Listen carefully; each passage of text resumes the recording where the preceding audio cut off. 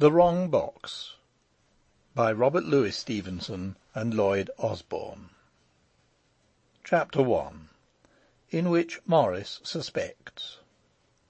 How very little does the amateur, dwelling at home at ease, comprehend the labours and perils of the author, and when he smilingly skims the surface of a work of fiction, how little does he consider the hours of toil, consultation of authorities, researches in the Bodleian, correspondence with learned and illegible Germans, in one word, the vast scaffolding that was first built up and then knocked down to while away an hour for him in a railway train.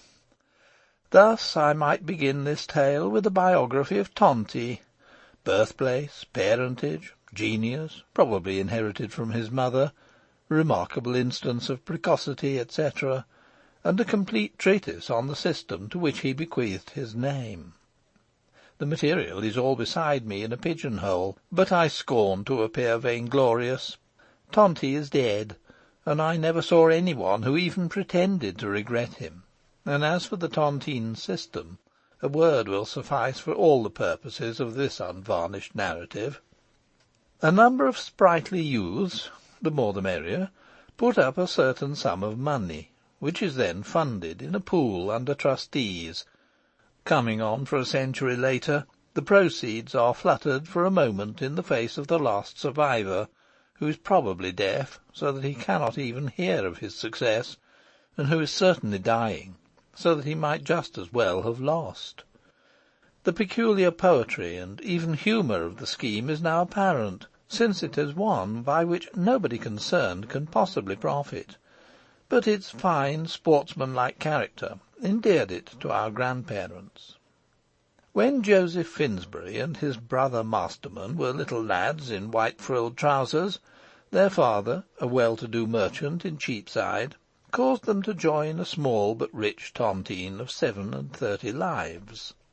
£1,000 was the entrance fee, and Joseph Finsbury can remember to this day the visit to the lawyers, where the members of the tontine, all children like himself, were assembled together, and sat in turn in the big office chair, and signed their names, with the assistance of a kind old gentleman in spectacles and Wellington boots. He remembers playing with the children afterwards on the lawn at the back of the lawyer's house, and a battle royal that he had with a brother tontiner who had kicked his shins. The sound of war called forth the lawyer from where he was dispensing cake and wine to the assembled parents in the office, and the combatants were separated, and Joseph's spirit, for he was the smaller of the two, commended by the gentleman in the Wellington boots, who vowed that he had been just such another at the same age. Joseph wondered to himself if he had worn at that time little Wellingtons and a little bald head, and when in bed at night he grew tired of telling himself stories of sea-fights, he used to dress himself up as the old gentleman, and entertain other little boys and girls with cake and wine. In the year 1840 the 37 were all alive. In 1850 their numbers had decreased by 6. In 1856 and 1857 business was more lively, for the Crimea and the Mutiny carried off no less than 9. There remained in 1870 but 5 of the original members, and at the date of my story, including the 2 Finsburys, but 3. By this time Masterman was in his 73rd year. He had long complained of the effects of age, having long since retired from business, and now lived in absolute seclusion under the roof of his son Michael, the well-known solicitor. Joseph, on the other hand, was still up and about, and still presented but a semi-venerable figure on the streets in which he loved to wander. This was the more to be deplored, because Masterman had led, even to the least particular, a model British life. Industry, regularity, respectability, and a preference for the 4% are understood to be the very foundations of a green old age. All these Masterman had eminently displayed, and here he was, ab agendo, at 73, while Joseph, barely 2 years younger, and in the most excellent preservation, had disgraced himself through life by idleness and eccentricity. Embarked in the leather trade, he had early wearied of business, for which he was supposed to have small parts. A taste for general information, not properly checked, had soon begun to sap his manhood. There is no passion more debilitating to the mind, unless perhaps it be that itch of public speaking which it not infrequently accompanies or begets. The two were conjoined in the case of Joseph. The acute stage of this double malady, that in which the patient delivers gratuitous lectures, soon declared itself with severity, and not many years had passed over his head before he would have travelled 30 miles to address an infant school. He was no student. His reading was confined to elementary textbooks and the daily papers. He did not even fly as high as cyclopaedias. Life, he would say, was his volume. His lectures were not meant, he would declare, for college professors. They were addressed direct to the great heart of the people, and the heart of the people must certainly be sounder than its head, for his lucubrations were received with favour. That entitled How to Live Cheerfully on £40 a Year created a sensation among the unemployed. Education, its aims, objects, purposes, and desirability, gained him the respect of the shallow-minded. As for his celebrated essay on Life Insurance regarded in its relation to the masses, read before the Working Men's Mutual Improvement Society, Isle of Dogs, it was received with a literal ovation by an unintelligent audience of both sexes, and so marked was the effect that he was next year elected honorary president of the institution, an office of less than no emolument, since the holder was expected to come down with a donation, but one which highly satisfied his self-esteem. While Joseph was thus building himself up a reputation among the more cultivated portion of the ignorant, his domestic life was suddenly overwhelmed by orphans. The death of his younger brother Jacob saddled him with the charge of 2 boys, Morris and John, and in the course of the same year his family was still further swelled by the addition of a little girl, the daughter of John Henry Hazeltine, Esquire, a gentleman of small property and fewer friends. He had met Joseph only once, at a lecture hall in Holloway, but from that formative experience he returned home to make a new will and consign his daughter and her fortune to the lecturer. Joseph had a kindly disposition, and yet it was not without reluctance that he accepted this new responsibility, advertised for a nurse, and purchased a second-hand perambulator. Morris and John he made more readily welcome, not so much because of the tie of consanguinity, as because the leather business, in which he hastened to invest their fortune of £30,000, had recently exhibited inexplicable symptoms of decline.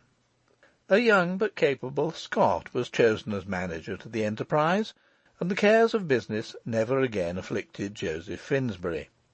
Leaving his charges in the hands of the capable Scot, who was married, he began his extensive travels on the Continent and in Asia Minor. With a polyglot testament in one hand and a phrase-book in the other, he groped his way among the speakers of 11 European languages. The first of these guides is hardly applicable to the purposes of the philosophic traveller, and even the second is designed more expressly for the tourist than for the expert in life.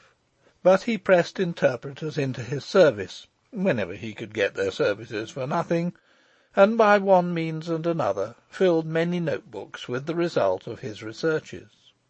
In these wanderings he spent several years, and only returned to England when the increasing age of his charges needed his attention. The 2 lads had been placed in a good but economical school, where they had received a sound commercial education, which was somewhat awkward, as the leather business was by no means in a state to court inquiry. In fact, when Joseph went over his accounts, preparatory to surrendering his trust, he was dismayed to discover that his brother's fortune had not increased by his stewardship, even by making over to his 2 wards every penny he had in the world, there would still be a deficit of £7,800.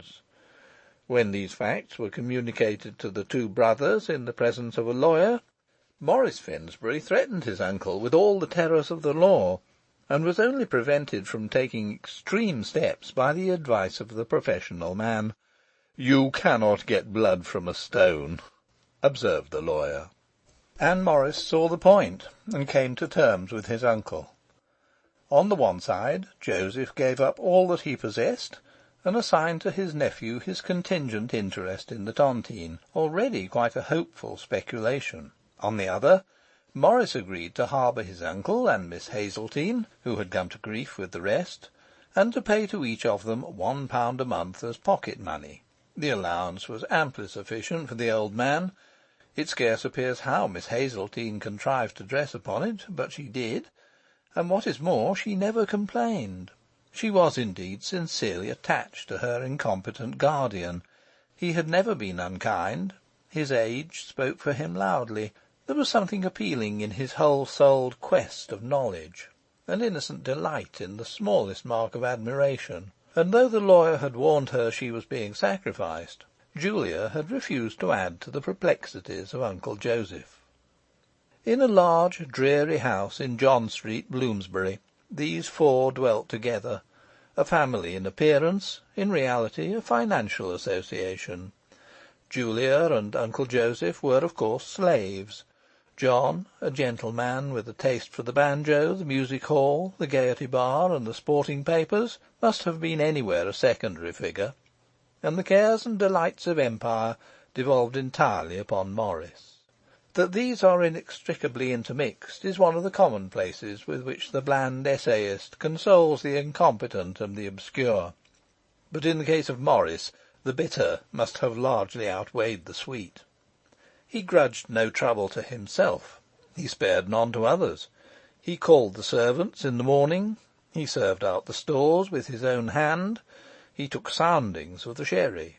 He numbered the remainder biscuits. Painful scenes took place over the weekly bills, and the cook was frequently impeached, and the tradespeople came and hectored with him in the back parlour upon a question of 3 farthings.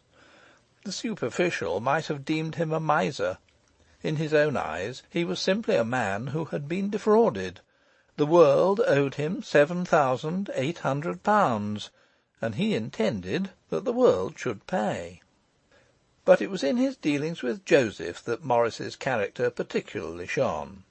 His uncle was a rather gambling stock, in which he had invested heavily, and he spared no pains in nursing the security. The old man was seen monthly by a physician, whether he was well or ill. His diet, his raiment, his occasional outings, now to Brighton, now to Bournemouth, were doled out to him like pap to infants. In bad weather he must keep the house. In good weather, by 9:30 he must be ready in the hall. Morris would see that he had gloves, and that his shoes were sound, and the pair would start for the leather business arm in arm. The way there was probably dreary enough, for there was no pretence of friendly feeling. Morris had never ceased to upbraid his guardian with his defalcation, and to lament the burden of Miss Hazeltine. And Joseph, though he was a mild enough soul, regarded his nephew with something very near akin to hatred. But the way there was nothing to the journey back, for the mere sight of the place of business, as well as every detail of its transactions, was enough to poison life for any Finsbury. Joseph's name was still over the door. It was he who still signed the cheques, but this was only policy on the part of Morris, and designed to discourage other members of the tontine. In reality, the business was entirely his, and he found it an inheritance of sorrows. He tried to sell it, and the offers he received were quite derisory. He tried to extend it, and it was only the liabilities he succeeded in extending. To restrict it, and it was only the profits he managed to restrict. Nobody had ever made money out of that concern except the capable Scott, who retired, after his discharge, to the neighbourhood of Banff, and built a castle with his profits. The memory of this fallacious Caledonian Morris would revile daily, as he sat in the private office opening his mail, with old Joseph at another table, sullenly awaiting orders, or savagely affixing signatures to he knew not what. And when the man of the heather pushed cynicism so far as to send him the announcement of his second marriage, To Davidia, elder daughter of the Reverend Alexander Macraw, it was really supposed that Morris would have a fit. Business hours in the Finsbury leather trade had been cut to the quick. Even Morris's strong sense of duty to himself was not strong enough to dally within those walls and under the shadow of that bankruptcy, and presently the manager and clerks would draw a long breath and compose themselves for another day of procrastination. Raw haste, on the authority of my Lord Tennyson, is half-sister to delay, but the business habits are certainly her uncles. Meanwhile, the leather merchant would lead his living investment back to John Street like a puppy dog, and having there immured him in the hall, would depart for the day on the quest of seal rings, the only passion of his life. Joseph had more than the vanity of man, he had that of lecturers. He owned he was in fault, although more sinned against, by the capable Scot, than sinning, but had he steeped his hands in gore, he would still not deserve to be thus dragged at the chariot wheels of a young man, to sit a captive in the halls of his own leather business, to be entertained with mortifying comments on his whole career, to have his costume examined, his collar pulled up, the presence of his mittens verified, and to be taken out and brought home in custody, like an infant with a nurse.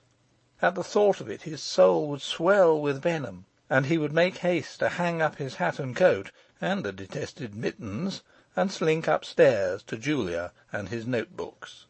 The drawing-room, at least, was sacred from Morris. It belonged to the old man and to the young girl. It was there that she made her dresses. It was there that he inked his spectacles over the registration of disconnected facts and the calculation of insignificant statistics. Here he would sometimes lament his connection with the tontine. "If it were not for that," he cried one afternoon, "he would not care to keep me. I might be a free man, Julia, and I could so easily support myself by giving lectures." "To be sure you could," said she, "and I think it one of the meanest things he ever did to deprive you of that amusement. There were those nice people at the Isle of Cats, wasn't it, who wrote and asked you so very kindly to give them an address. I did think he might have let you go to the Isle of Cats." "He is a man of no intelligence," cried Joseph.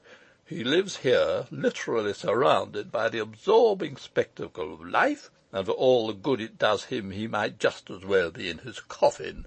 Think of his opportunities. The heart of any other young man would burn within him at the chance. The amount of information that I have it in my power to convey, if he would only listen, is a thing that beggars language, Julia."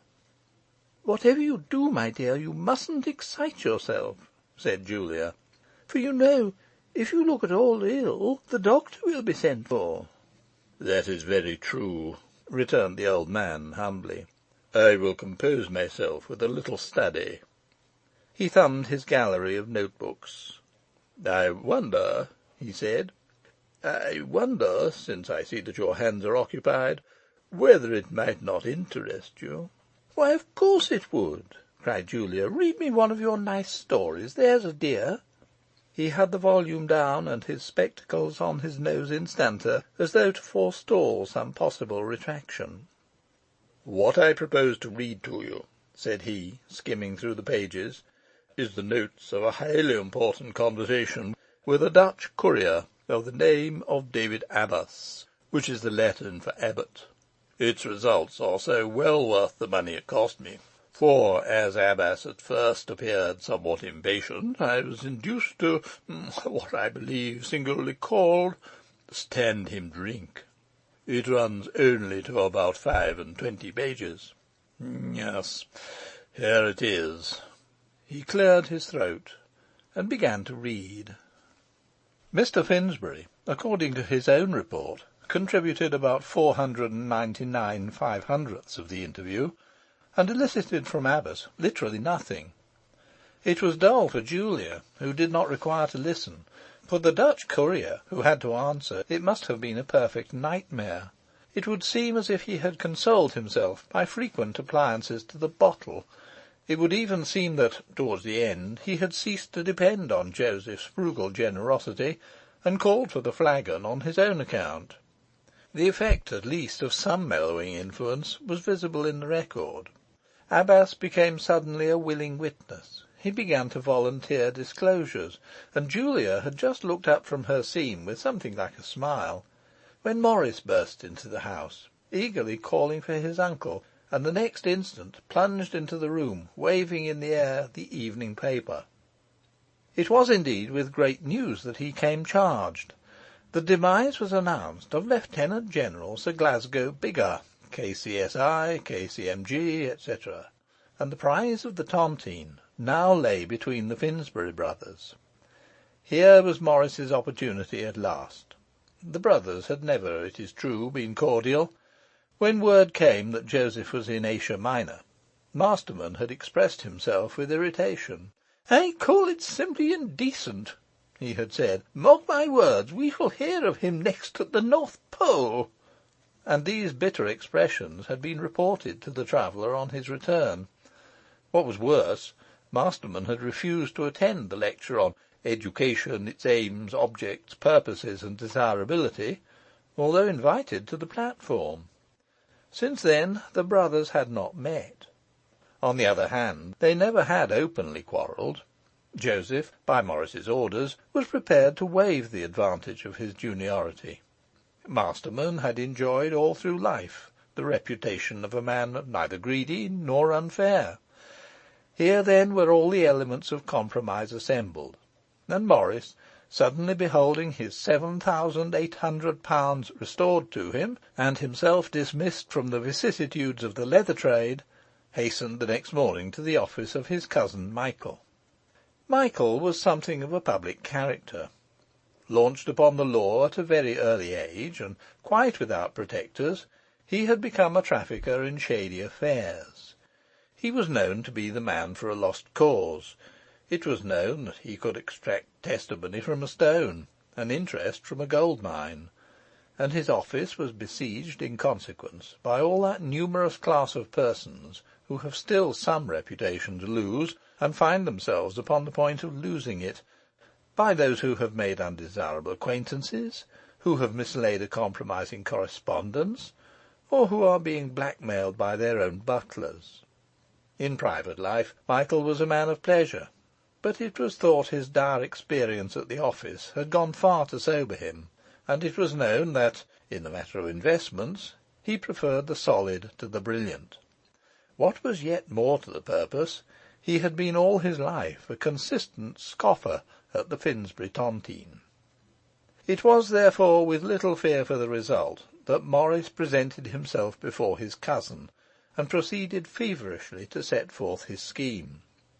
For near upon a quarter of an hour the lawyer suffered him to dwell upon its manifest advantages uninterrupted. Then Michael rose from his seat, and ringing for his clerk, uttered a single clause. "It won't do, Morris." It was in vain that the leather merchant pleaded and reasoned, and returned day after day to plead and reason. It was in vain that he offered a bonus of £1,000, of £2,000, of £3,000. In vain that he offered, in Joseph's name, to be content with only 1/3 of the pool. Still there came the same answer. "It won't do." "I can't see the bottom of this," he said at last. "You answer none of my arguments. You haven't a word to say. For my part, I believe it's malice." The lawyer smiled at him benignly. "You may believe one thing," said he. "Whatever else I do, I am not going to gratify any of your curiosity. You see, I am a trifle more communicative to-day, because this is our last interview upon the subject." "Our last interview?" cried Morris. "The stirrup cup, dear boy," returned Michael. "I can't have my business hours encroached upon. And, by the by, have you no business of your own? Are there no convulsions in the leather trade?" "I believe it to be malice," repeated Morris doggedly. "You always hated and despised me from a boy." "Oh, no, not hated," returned Michael soothingly. "I rather like you than otherwise. There's such a permanent surprise about you. You look so dark and attractive from a distance. Do you know that to the naked eye you look romantic, like what they call a man with a history? And indeed, from all that I can hear, the history of the leather trade is full of incident. Yes, said Morris, disregarding these remarks. It's no use coming here. I shall see your father.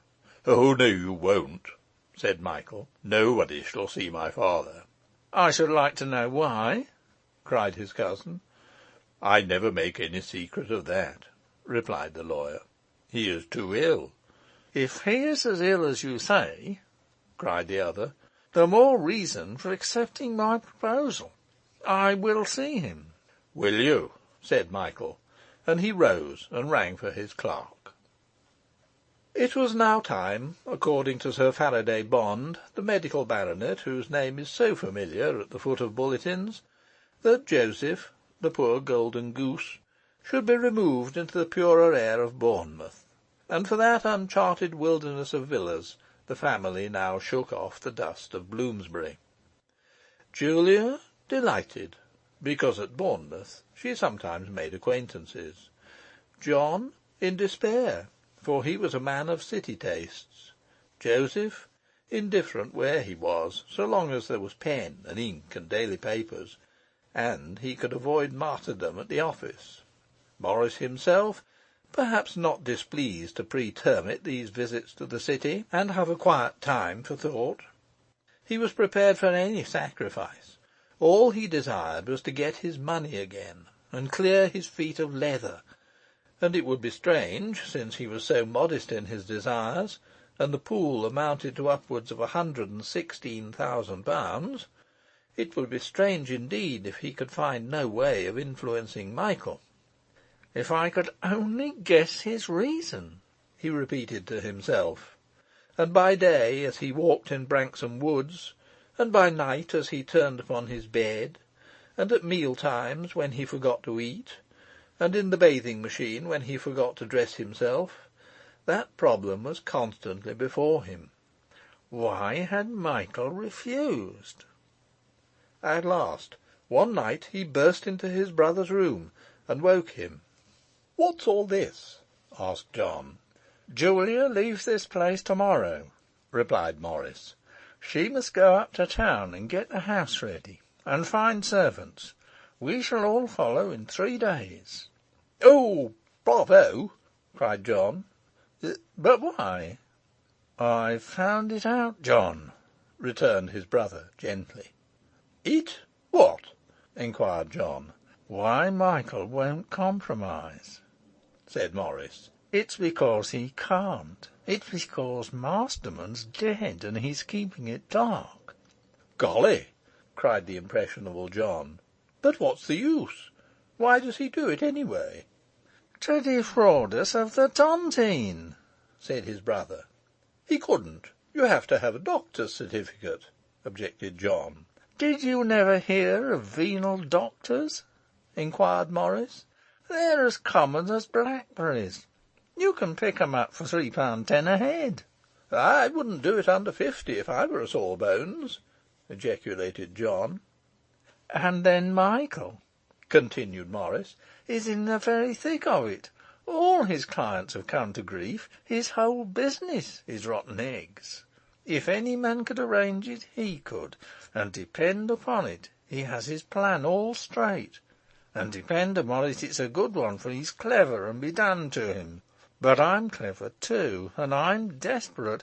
I lost £7,800 when I was an orphan at school." "Oh, don't be tedious," interrupted John. "You've lost far more already trying to get it back." End of chapter 1.